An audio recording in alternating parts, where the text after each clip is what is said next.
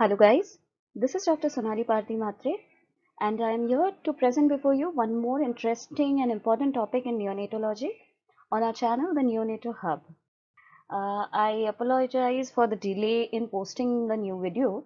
However, I ensure that right now we have a whole set of videos with new topics in neonatology. So I hope you enjoy as well as learn a lot from our upcoming new sessions. So let us start with our presentation. So we'll be discussing neonatal intracranial hemorrhage. We would also be looking at a few extradural hemorrhages, just brushing through it. Let's start with it. So before going further into the different types of hemorrhages, what we need to know is the basic anatomy as well as the blood supply for the brain. I'm sure every one of us is well versed with the circle of Willis. We have going from uh, proximally to distally, we have the anterior cerebral arteries. Then initially there will be the anterior communicating artery. We have internal carotid and the middle cerebral arteries. Moving posteriorly, we have our posterior communicating artery and the posterior cerebral artery, then the basilar arteries, and of course, we know that the vertebral arteries are coming from below and they are joining together to form the basilar artery. So, just a basic idea of the circle of Willis is required for any of the hemorrhage, intracranial hemorrhage that we'll be talking of. Now, to classify the cranial hemorrhages in newborn, we have extracranial hemorrhage as well as the intracranial hemorrhages. Now, I have included caput succedaneum here, but what we need to know is it's not technically a type of hemorrhage. Most of the time, caput is a type of edematous swelling of the scalp. As we know that it differs from cephalhematoma, that the suture lines are crossed. We'll be looking at each of them individually in the further slides. The extracranial hemorrhages that we look at will be cephalhematoma and our subgaleal hematomas. Among the intracranial hemorrhages, we have our extradural hemorrhage, subdural hemorrhage, subarachnoid hemorrhage, and then intracerebral hemorrhage. Also intraventricular hemorrhage, which is the most important site of hemorrhage in a neonate. Other than that, we do have intracerebellar hemorrhages also seen, which is quite rare, but yeah, they do exist in neonates. So let's see each of them individually now. So looking at our extracranial hemorrhages, now this is the picture which has been taken from the Volpe's textbook of neurology. What we can see is the caput succerium, which we have said is more of a edematous swelling, though rarely there can be blood tinge in it. Then we have cephalhematoma. Uh, Other than that, we have the subgaleal hemorrhage, and this is the extradural hemorrhage, though it is inside the skull bone. Let's look at it individually. Now, the caput succedaneum, as we can see in the picture also, this includes the edema, which can be hemorrhagic, which is observed most commonly after vaginal deliveries or traumatic deliveries. The edema is soft, it is superficial, and it can be seen as a pitting edema. It can be diagnosed clinically on the basis of the pitting as well as that it crosses the lines, suture lines. The usual site of the caput formation is the vertex, and it is found to be steadily resolving over the first few days of life. So the only thing that we do is keep a watch over it. Now the compression of the presenting part, which can be exerted by the uterus or the cervix uh, on the most dependent part, is the most common pathogenesis.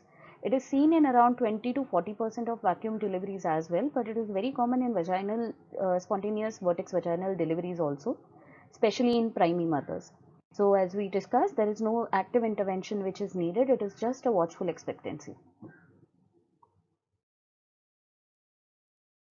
Coming on to the second type, we have cephalhematoma. Now, cephalhematoma basically refers to a circumscribed region of the hemorrhage, which is subperiosteum, and it is confined by the cranial sutures. Now, we definitely know that traumatic deliveries are linked to cephalhematoma. Other than that, the highest incidence has been found with the use of vacuum and followed by mid forceps delivery and less often, but yes, low forceps as well. An underlying linear fracture can be seen in 10 to 20% of the cases with cephalhematoma. As I said, traumatic deliveries are associated with it. The lesion can usually be seen increasing in size after birth. So a watchful expectancy is required in these cases. It presents as a firm and tense mass that does not transilluminate, because we know it is hemorrhage and not just the edema fluid. The common complications that we have to be very particularly looking for in the baby include severe hyperbilirubinemia. As we know, there is a blood collection, anemia secondary to the hemorrhage, even osteomyelitis has been linked to a cephalhematoma.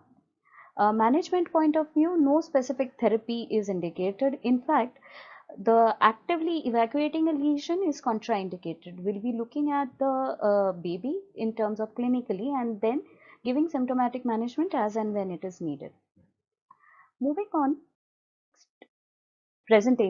next slide, it's the subgaleal hematoma. Now, subgaleal hemorrhage basically refers to hemorrhage in the subgaleal space. So this is the space beneath the aponeurosis, which covers the scalp, and it is connecting the frontal and occipital components of the occipitofrontalis muscle. So here the blood has a long area for spreading. So it can spread beneath the entire scalp. It may go into the subcutaneous tissues of the neck, near the ear. Also it can be seen. Now the infants with subgaleal hematoma, they generally present at around 1 hour of age, and it is seen as a firm fluctuant mass. It can be seen increasing in size postnatally and may present at the subcutaneous tissue on the posterior part of neck as well. What is important is many of the times subgaleal hematoma can be clubbed on along with the cephal hematoma and easy to miss.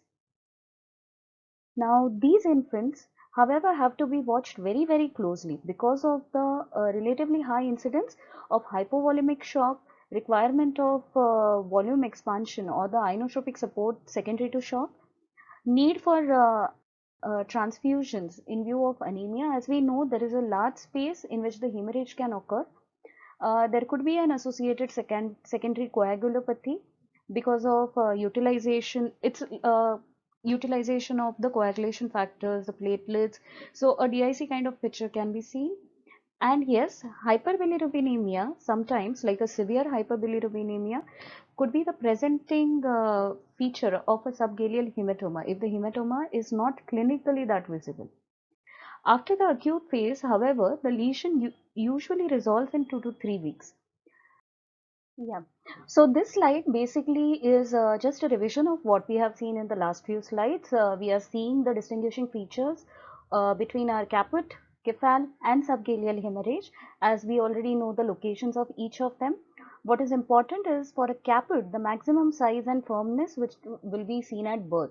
Again, to remember that this is a edema. It can be hemorrhagic edema as well, but the maximum thing will be seen at birth of the baby, and it is seen to usually resolve in the next 2 to 3 days of life. So there will be a minimal volume of blood which is actually involved with the caput. And as we already know that clinically it will be seen crossing the sutures. Uh, as compared to this, the cephal hematoma will not cross the sutures. They are initially more firm, but they do tend to increase over the next 48 hours. Now, however, we know that the resolution does take place in the next 2 to 3 weeks. Rarely a severe volume of blood may be involved, but more often than not, it is a very limited amount of hemorrhage that occurs. Yes, hyperbilirubinemia can be seen in these babies. And the most severe clinical presentation will be seen with subgaleal hemorrhage. As we have already discussed the subgaleal space, we know that the subgaleal hemorrhage is going to be progressive after birth, but again in 2 to 3 weeks we expect a resolution. However, in the initial acute phase, depending on the amount of blood in the hemorrhage, we may have a hypovolemic shock. We may have anemia, we may have severe hyperbilirubinemia. The shock has to be, the child has to be monitored for shock, because sometimes it can be severe enough to warrant requirement of volume expanders or your inotropic support as well. So let's move on to our next hemorrhage. Now we come to the intracranial hemorrhages. Okay, so intracranial hemorrhage basically is a collective term which encompasses many different conditions. This is basically characterized by extravascular accumulation of blood within the intracranial spaces. Now, as you can have a look at the diagram which I have put here, it includes your subdural, extradural, subarachnoid, and the cerebellar hemorrhages as well. Now, intraventricular hemorrhage, we have an entire chapter in the book of neonatology which is dedicated to intraventricular hemorrhage. We know that it is one of the most important morbidities and the most important cause of fatalities in the preterm babies. So that is one topic which we'll be discussing in a lot more detail than the rest of them. What we need to know is the types of intracranial hemorrhages do vary between the term infant and preterm infant. So in a term infant, the commonest ones which we may look at are subdural, subarachnoid, or a subtentorial hemorrhage. Most of the times, the basic etiology behind these hemorrhages are found to be birth trauma, uh, HIE, which again says birth asphyxia kind of situation. We may have coagulopathies, or sometimes it is just an undetermined cause. In the undetermined cause, there could be even evidence of sepsis, or again DIC secondary to your sepsis, which may play a role. When we come on to a preterm infant, however, the commonest hemorrhage which we see is the bleeding from the subependymal germinal matrix, which may result in an intraventricular or a periventricular hemorrhage. As I said, we'll be discussing this as an individual topic later on. Uh, there could even be white matter injuries due to hypoxic ischemia and infections, what we know as periventricular leukomalacia, which is out of the purview of this topic of discussion today. When we see the different types of hemorrhages, let us start with the epidural hemorrhage. Now, an epidural hemorrhage, it is a collection of blood between the inner skull and the dura. That is, it is epidura. Now, usually it is caused by injury to the middle meningeal artery, because we know that it is generally less susceptible to the injury as it is freely movable in the space. Whenever a newborn has an epidural hemorrhage, we know that more often than not the cause is trauma. Affected infants may have a skull fracture associated with it, and there could be cephalhematoma. The treatment generally is supportive, but some of the kids may require a possible surgical intervention in terms of needle aspiration or a craniotomy as well. Uh, the good thing is, however, it's quite rare. Moving on, the second one which we are seeing is a subdural hemorrhage. Now, subdural hemorrhage, obviously, as the name suggests, this is a hemorrhage in the plane between the dura and the arachnoid membrane, that is in the subdural space. It involves the tears of the bridging veins in the subdural compartment. Okay. Now, usually, a subdural hemorrhage also is seen secondary to a traumatic delivery of a near term or a term infant most commonly. The signs which can be pointing us in terms of hemorrhage may include lethargy with or without irritability. There may be some asymmetric hypotonia depending on what is the size of the hemorrhage and what are the structures that it is causing pressure on. There could be an impaired third cranial nerve function ipsilateral to the lesion. A child may through focal seizures, generally seen within the first 24 to 48 hours itself, because depending on the hemorrhage, how and when it is increasing in size, and there could be signs of raised intracranial pressures as well. Some of the other clinical subtle clues could be a decreased feeding. The child with a subdural hemorrhage, if not identified early on in life, can have a later on failure to thrive. There could be some degree of intermittent vomiting later on, often related to the late post neuropathic effects of the subdural hemorrhage. However, in the acute stage, when a newborn is diagnosed with subdural hemorrhage, more often than not, it is the focal seizures and the general encephalopathy kind of situation, along with signs of raised ICP that we see in these babies. The modalities of choice, because it is hemorrhage, we know that a CT would be the best modality of choice because hemorrhage can be diagnosed. However, In neonates, we try to stay clear of CT because of the radiation which is involved in it. That is why MRI is then the modality of choice in such babies. Now, a management of a subdural hemorrhage involves a proper and repeated neurological follow-up, and if the and along with that there will be symptomatic management. There could be blood product transfusions which are needed. We need to look at the coagulopathy. We need to look at the overall condition of the child, whether there is any shock which is happening, whether we need to treat the raised intracranial pressures, so on and so forth. And rare cases, there may be surgical interventions which may be required. Again, quite rare, but just keep a watch on it. Now, moving on to our next hemorrhage, we have a subarachnoid hemorrhage. Now, subarachnoid hemorrhage, it is an accumulation of blood between the arachnoid matter and the pia mater. That is, we have an hemorrhage in the subarachnoid space. Now, most of the adults with subarachnoid hemorrhage, the basic uh, factor are the arteries. However, in infants, it is venous in origin. Now, subarachnoid hemorrhage can be primary, that is, it may be coming from the vessels of the subarachnoid space itself, or it could be secondarily occurring when the blood extends from the existing intraventricular or cerebral or cerebellar hemorrhages in the subarachnoid space. Now, again, repeated neurologic assessments, a close monitoring of the neurologic as well as the overall hemodynamic status of the child are the mainstay of management.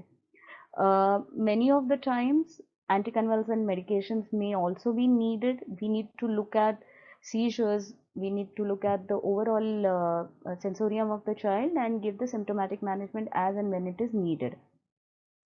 If there is a subarachnoid hemorrhage which has been identified, do keep a possibility of SIADH in your mind, and accordingly, urine output monitoring and the monitoring of serum electrolytes may be needed. As we know, if we have a diagnosis of SIADH, there will be fluid restriction which will be needed.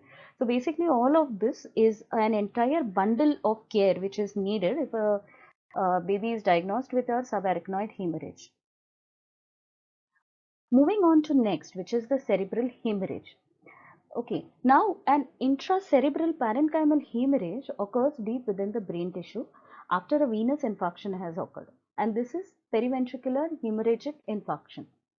Now, the most common complication of a periventricular hemorrhagic infarction will be a periventricular leukomalacia in the preterm infants, and in term infants, generally we do see poroencephalic cyst, none of which has a very good outcome later on in life neurologically. Now, the clinical signs of a periventricular hemorrhagic infarction, it follows those of a severe neonatal encephalopathy. Generally, it is clinically a differential diagnosis of our other hemorrhages like your subdural, subarachnoid, or intraventricular. Again, because it is a bleed, a CT scan definitely is a modality of choice. Now, many of the centers may again take a call on going for MRI just to avoid the radiation exposure to the baby.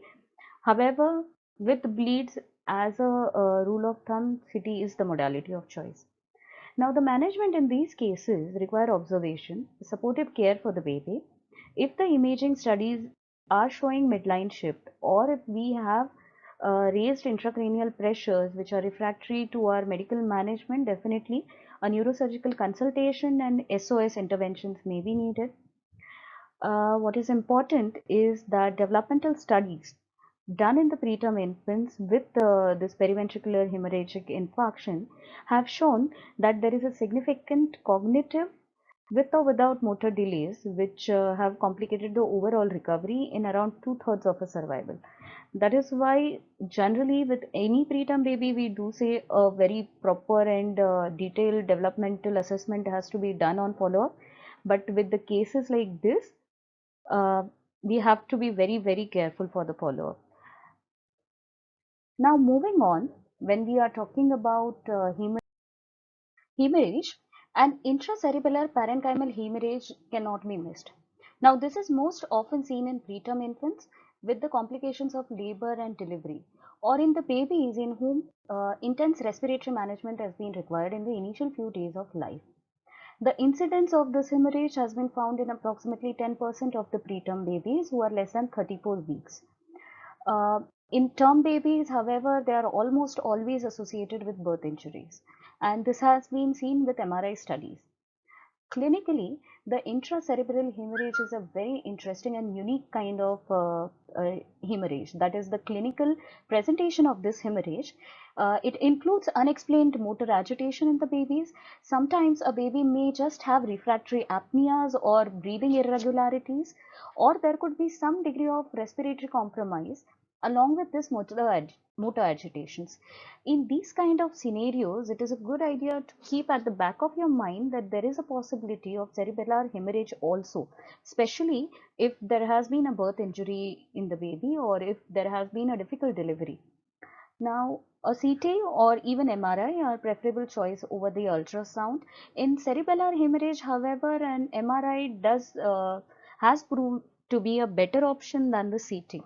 Now, management is usually conservative, but as we have discussed with our all the previous hemorrhages, a proper plan for developmental follow-up of this baby is required for later on in life. Moving on, let us now go to the most important topic that we want to discuss today, the intraventricular hemorrhage. Now, before we move on to the intraventricular hemorrhage, I hope we already are well versed with the basic anatomy of the ventricular system as well as what exactly is the germinal matrix. However, I'll still give you a short and very prompt recap. So, as we know, there are two lateral ventricles, one right and one left. The two lateral ventricles join together in the midline to the third ventricle. We have the foramens of Monro between the third ventricle and the lateral ventricle on either side. The third ventricle moving below, we have the cerebral aqueduct which connects us to the fourth ventricle. Now the fourth ventricle, as we know, has two foramens again. The lateral ones are the foramen of Luschka, the medial one is the foramen of Magendie. Going rostrally, we have the central canal which goes through the spinal cord. Now we know that the cerebrospinal fluid, that is the CSF, is running inside the ventricular system as well as outside in the subarachnoid space. Now this is the basic anatomy of a germinal matrix. Now before we discuss the germinal matrix hemorrhage, what we need to understand is what exactly is this germinal matrix and why are we talking about germinal matrix when we are thinking of intraventricular hemorrhage, especially in the preterm babies. As you can see the location of the germinal matrix. Now the germinal matrix is basically located between the caudate nucleus and the ependymal lining of the lateral ventricle. So if you can appreciate it, it is subependymal in its location.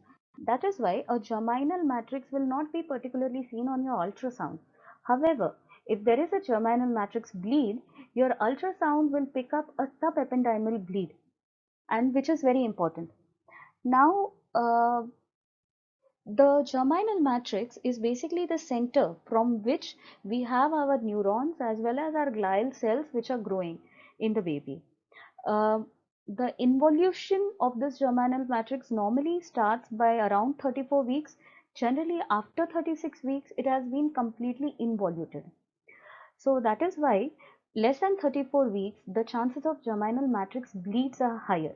And after 36 weeks, very, very rarely, in fact, most of the times we don't see it in terms baby that there is a bleed in the germinal matrix area. Now, why does it bleed in this area is because there is a lot of vasculature in this area. We'll be discussing the further part about the germinal matrix bleed as well as the other intraventricular hemorrhages. So the intraventricular hemorrhage, as we already know, that it is the most common CNS complication of a preterm baby. And as we saw, the germinal matrix involution starts by 34 weeks. So you know the highest risk babies are those who are less than 34 weeks of gestational age. The overall incidence of an intraventricular hemorrhage in a preterm infant less than 1.5 kg is around 13 to 15%. Now, because IVH is rarely seen in the term infants, so their incidence rates obviously will be exceptionally low, and generally they are associated with severe birth asphyxias or some birth injuries. But as we have already discussed, the other hemorrhages are much more common in a term baby as compared to the IVH. The same thing which we have discussed in the previous slide is that the germinal matrix begins to involute after 34 weeks of post-conceptional age. So the peculiar vulnerability, it decreases. However, it is not totally eliminated. I'll be saying this again, that it is not impossible to have a germinal matrix bleed or an intraventricular bleed in a term baby. So don't just rule it out just because the baby is of term gestation. However, it is definitely very, very rare.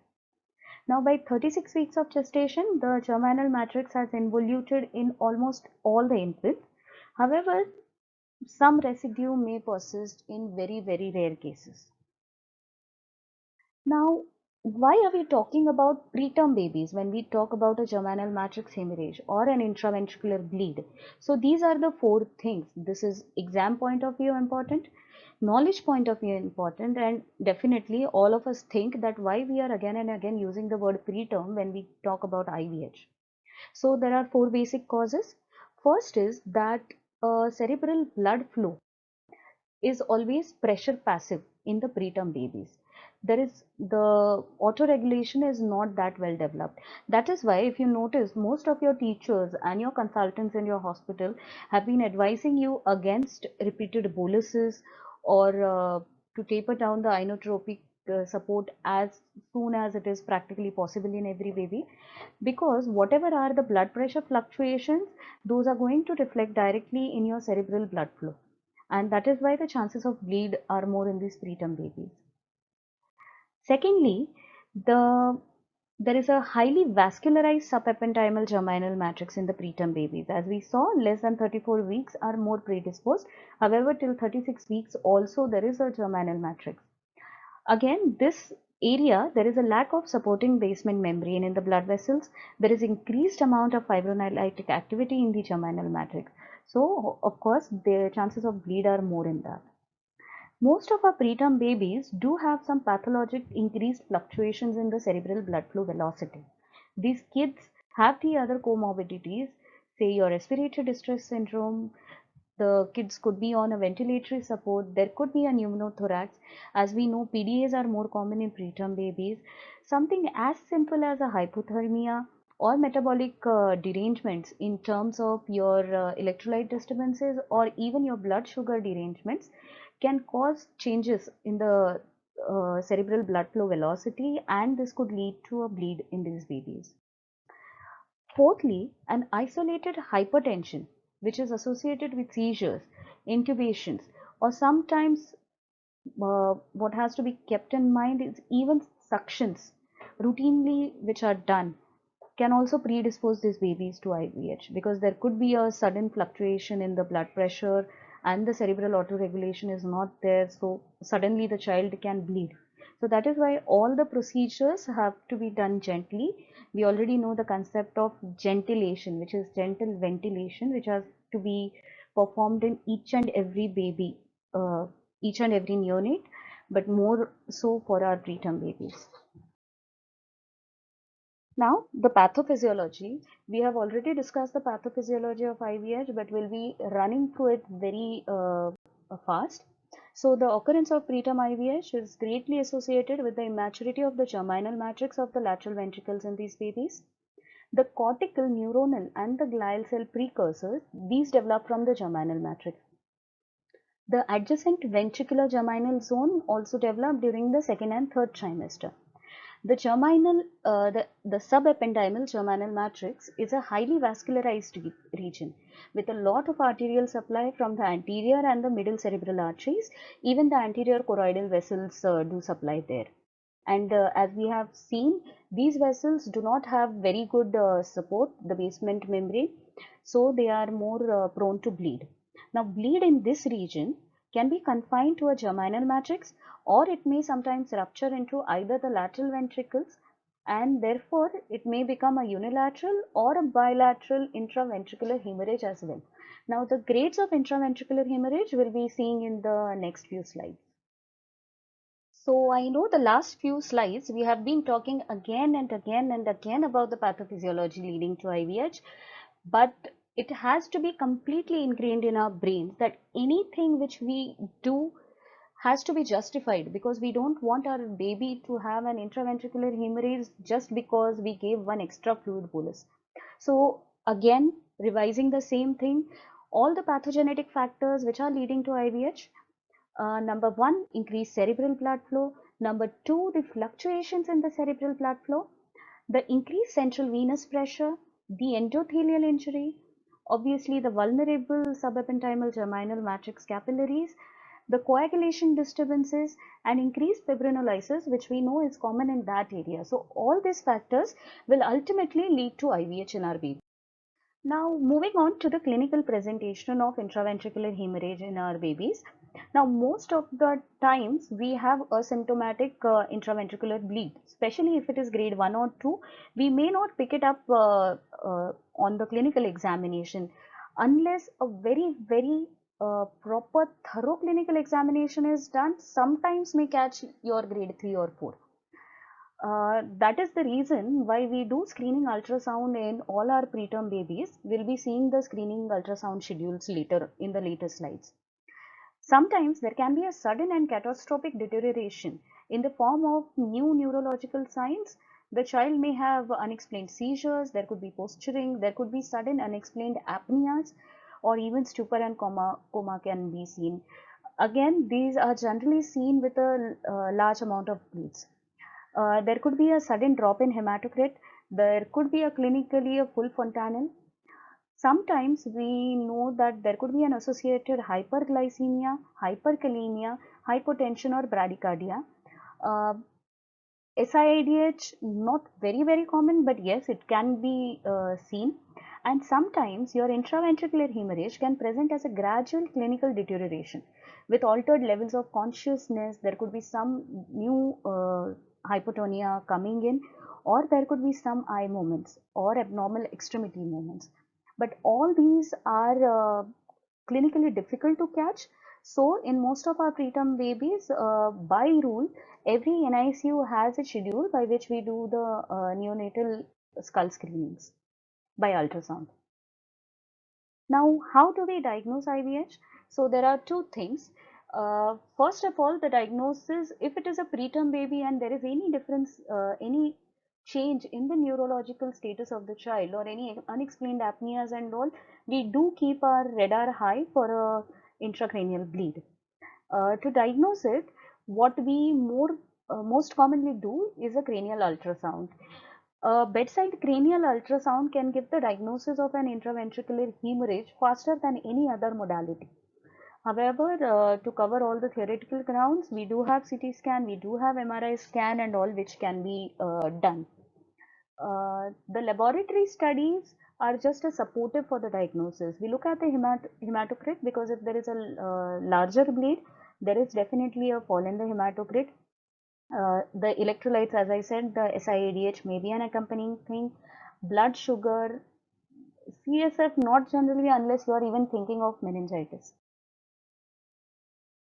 So the most important and the most diagnostic modality in terms of intracranial hemorrhage is the cranial ultrasound. Now, cranial ultrasound is the procedure of choice for the screening as well as diagnosis of the intraventricular hemorrhages. CT and MRI are acceptable alternatives, but again there are a lot of cons which are associated with it. It is more expensive, it requires transport to that imaging facility, and with CT obviously we know that the risk of radiation is also high. As compared to that, ultrasound is an immediate bedside procedure. There are two systems for classifying the germinal matrix or hemorrhage or the IVH, which have been used for clinical practice. These are the Papillay system and the Volpe system.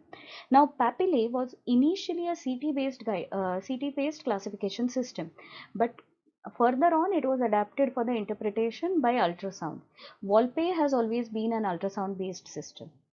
Now, the utility of the classification schema, it resides in the ability of the clinicians to communicate the degree of severity and to have a source of information for comparison of lesions, as well as having means to follow the progression or regression or the recovery which is seen of the after the initial insult of IVH. I have not uh, discussed cranial ultrasound for IVH in details in this presentation because it is a far bigger topic and it is completely out of the purview of this presentation. But in the next few weeks, maybe we'll definitely look at what are the normal and the IVH findings in the neonatal ultrasound, because it is very interesting and very essential to know by every treating intensivist now, because it can give you the diagnosis in a matter of few minutes. So now that we see the grading system based on the cranial ultrasound, so you have the papillae system and your Volpe system. The generally what we use, like an intensivist who is doing an ultrasound generally uses the papillae system because it is easier than the percentage based thing. Now grade 1 as per the papillae grading system is an subependymal hemorrhage. That is, we know that this hemorrhage is limited to the germinal matrix with minimal or no intraventricular hemorrhage. In grade 2 we have IVH without any ventricular dilatation. For grade 3, we have the ventricles which are now enlarged secondary to IVH. However, there is no extension in the parenchyma. And in grade 4, which is the severe most form of intraventricular hemorrhage, there is an extension of the hemorrhage into the parenchyma along with IVH, and there is enlargement obviously of the ventricle. The Volpe grading system talks about grade 1, grade 2 and grade 3. There is no grade 4 in the Volpe system. The final stage is periventricular echo density, which says that there is a parenchymal lesion which is seen. In Volpe, grade 1 actually talks about germinal matrix hemorrhage, which is less than 10% of the intraventricular hemorrhage. Grade 2 is around 10 to 50% of an intraventricular hemorrhage, and grade 3 is more than 50% with lateral ventricular dilatation. So as you can make out, it is very difficult for an intensivist to follow this grading. What we do follow is the papillae grading system. So when do we do a cranial ultrasound screening? Cranial ultrasound is indicated for screening of sick preterm infants for IVH from first day of life and throughout the hospitalization. Now, because we know that prematurity is so closely associated with your bleeds, we do it for every baby who is preterm. Typically, a neurosonography is done between day 1 and 7 depending on the clinical presentation and as per your particular institutional protocols. What we do know evidence based is that approximately 50% of the germinal matrix or the intraventricular hemorrhages may occur on day 1 itself. So it is a good idea to get a ultrasound done within the first 24 to 48 hours for every neonate who is getting admitted to us, or every term baby who has a perinatal asphyxia also. Because as I said, it is a bedside procedure, it can be done as soon as there is a hemodynamic stability which is seen. And also it's a good idea to get a baseline ultrasound reading for that particular baby, so that later on when you are doing the screening you have a good enough previous baseline measurements. uh, Approximately 90% of the hemorrhages have been seen by day 4 of life, and of all the hemorrhages which have been identified by day 4 of life, around 20 to 40% will progress to more extensive hemorrhage. So what is generally followed is that, as we discussed on day 1, it's a good idea to do an ultrasound for a preterm as well as a term baby with an in utero drug exposure, or say a perinatal asphyxia baby. A repeat ultrasound can be done by day 3 to 4, because we know that most of the hemorrhages, if they are occurring, they are occurring by day 4.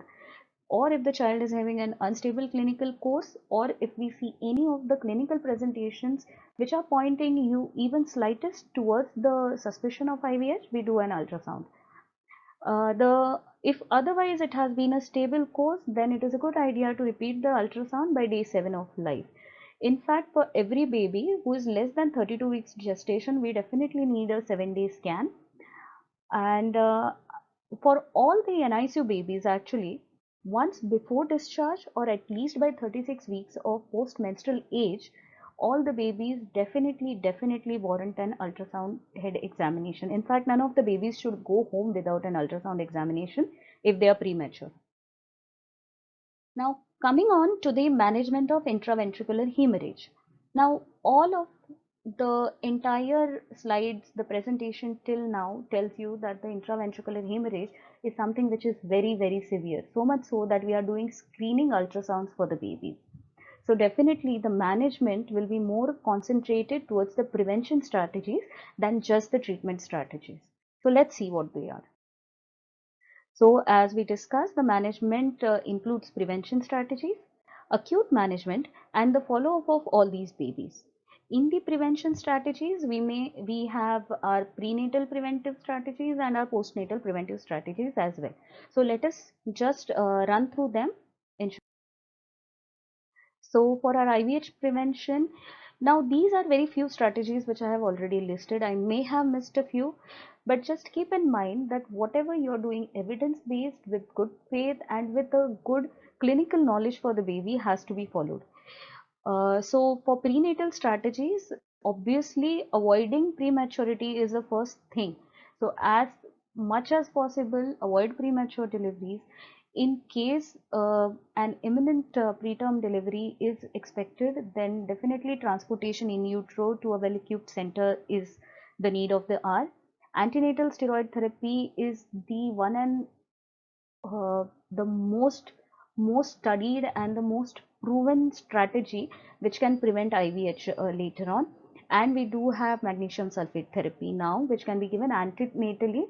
I'm sorry, I have not put in this, but which can be given antenatally and which can avoid IVH later on in the baby. Now, coming on to the postnatal strategy. So, this is where we generally, as a pediatrician or a neonatologist, do play the most important role. So, completely resuscitation protocol and everything as per the NRP. Try to avoid birth asphyxia. Then avoid any blood pressure fluctuations, which we have already discussed. So I'm not going to again talk about it. Avoid any rapid infusions of volume expanders or avoid any hypertonic solutions. As I mentioned, please no boluses, and if given, then they have to be given over an hour or so. If it has to be very urgently given, still a very slow bolus and no repeat bolus unless absolutely required. You directly move on to your inotropic support, because this will cause quite a lot of fluctuations in the cerebral blood flow, and we are unnecessarily subjecting our child to risk of IVH. A prompt and cautious CVS support to prevent any hypotension, correct the acid base abnormalities, correct the coagulopathies. A mechanical ventilation, it's a completely big topic by itself for IVH prevention. So to club on everything, I will say that gentle ventilation, which is ventilation is the need of the hour. And we no longer use the non-synchronized modes of ventilation. In fact, now we are more on to the tidal volume targeted ventilation strategies, and all that help. The important point to note is in the mechanical ventilation strategies, even the suctioning can cause these blood pressure fluctuations. So we have to be very proper in our management there as well. Now, coming on to our acute stage management, obviously the general supportive care to maintain the normal blood volume, the acid base status, the electrolytes. If there is a big fall in the hematocrit, and as per the clinical protocols, obviously a PRBC transfusion may be required if there are larger bleeds. Thrombocytopenia, or if there are any coagulation disturbances, they should be checked for and corrected as required. In cases of post-hemorrhagic ventricular dilatation, a careful monitoring of the ventricular size has to be done by serial ultrasounds. There may be a need for surgical interventions, but that will be case-to-case basis. What is important is that a follow-up serial imaging to detect the progression of the IVH has to be kept, and we have to keep a watch, because many of these bleeds can later progress to hydrocephalus, and we don't want the thing to happen in our babies. So we just keep a proper monitoring. Obviously, along with the imaging, we also do the clinical examination, the developmental follow-up of all these babies.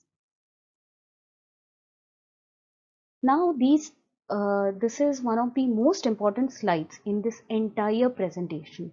That whenever we are giving the news of intraventricular hemorrhage, that is any intracranial bleed, to any parent of a neonate who is admitted to us with an ICU, the first question they are going to ask is, what do we expect further from this?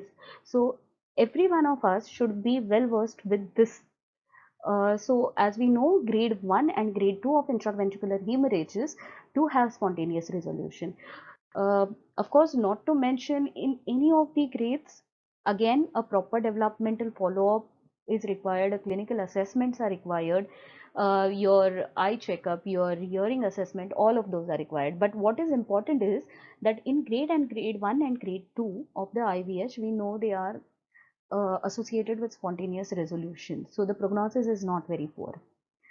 Coming on to the grade 3 IVH, it does evolve over 1 to 3 weeks.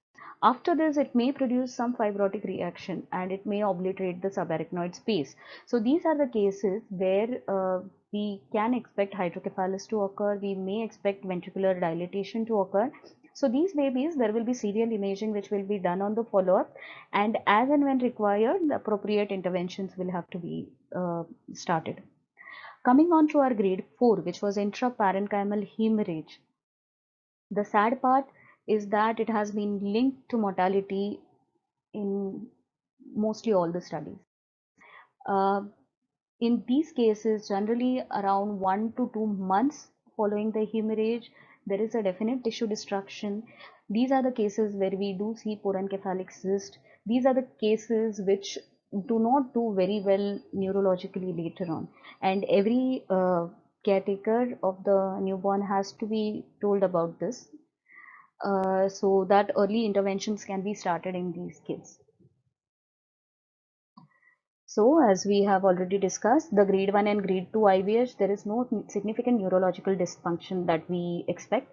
Grade 3 IVH, we expect a neurological abnormality in around 35% of the infants. And in grade 4, however, more than 55% of the infants do have neurological abnormalities.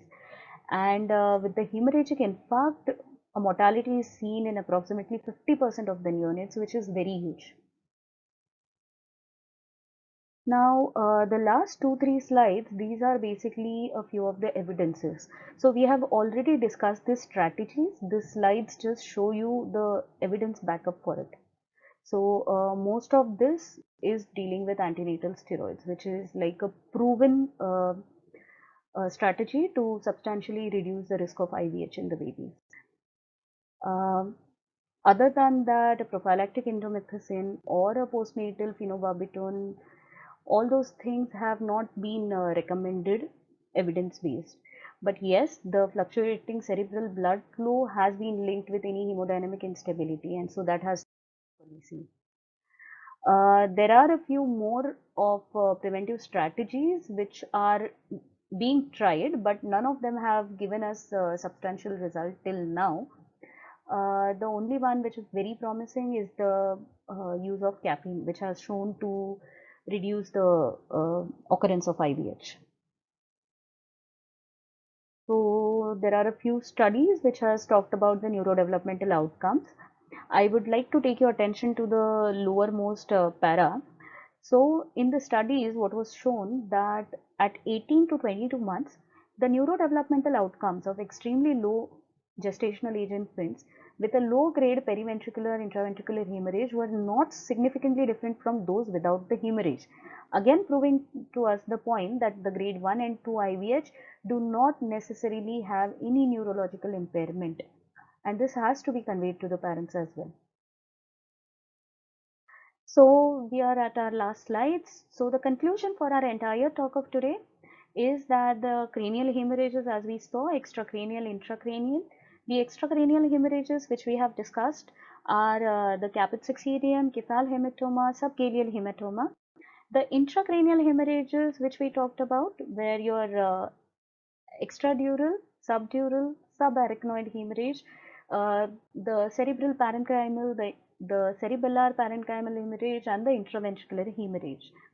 Now, as we saw, traumatic delivery, vacuum deliveries, and high forceps more than the high and mid forceps more than the low forceps have been linked to the etiogenesis of the intracranial hemorrhage in the babies, especially the term neonates.